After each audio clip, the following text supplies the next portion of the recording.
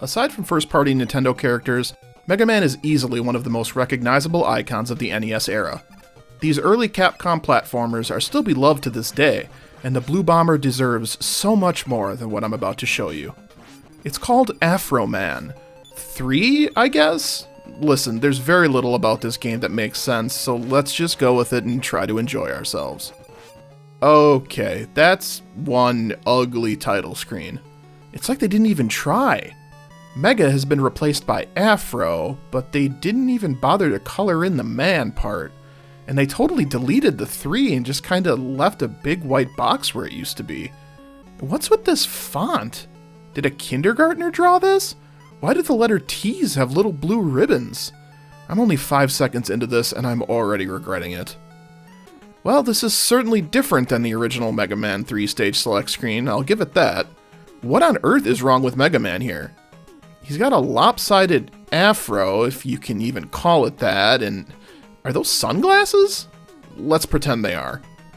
We've got a bunch of bosses with the exact same names as the originals, only written in terrible, terrible font, and some very questionable images to go along with them. Snake Man looks like he's wearing a Mega Man costume. Spark Man looks like a bad Teenage Mutant Ninja Turtles villain. Needle Man is barely visible at all. Special shout out to Hard Man for looking like an executioner, and Shadow Man for being an actual, literal shadow. Things aren't much better once you get into the game. The health bars are now just solid blocks instead of a segmented column, which isn't that big of a change, but it's still sort of annoying. Even better, sometimes the energy bars go back to the old style for a minute with absolutely no rhyme or reason.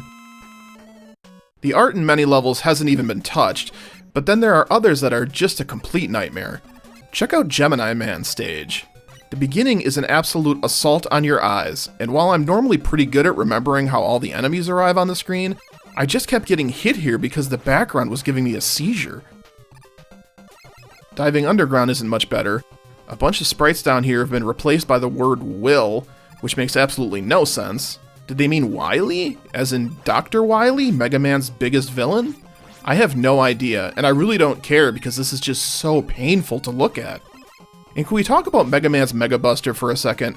Why does it keep changing? Sometimes it's a little laser-like line, sometimes it's a big chunk of something that I can't really identify, and other times it's like a little collection of dots. How did they even do that, and why? The few times the hacker bothered to tweak the enemies, they came out horribly.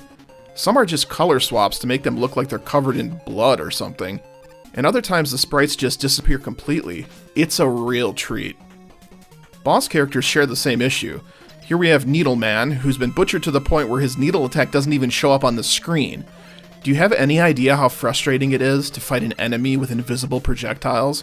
Well, you're gonna find out in a hurry! Needle Man is frustrating to fight, but he doesn't hold a candle to the nightmare that is Shadow Man. You know what they did to Shadow Man? You know what? I'll wait. Go ahead and guess.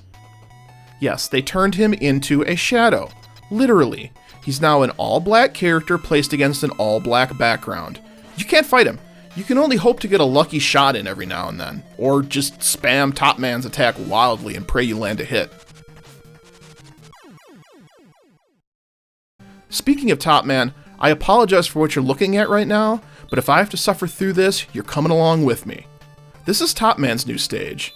Here's how it originally looked in the version of the game that people actually enjoyed.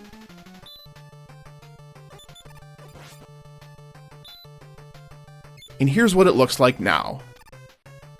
Why? Just why? There were parts of this stage that made me physically ill, and I'm not kidding. I just can't deal with it.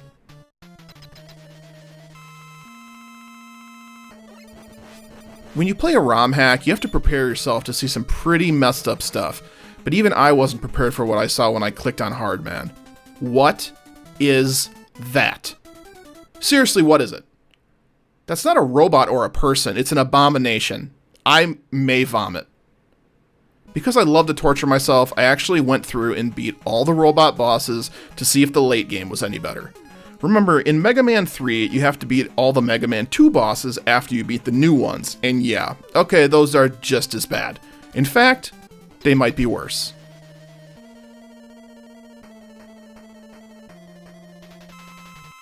I think what annoys me most about all this is that there's so little creativity here.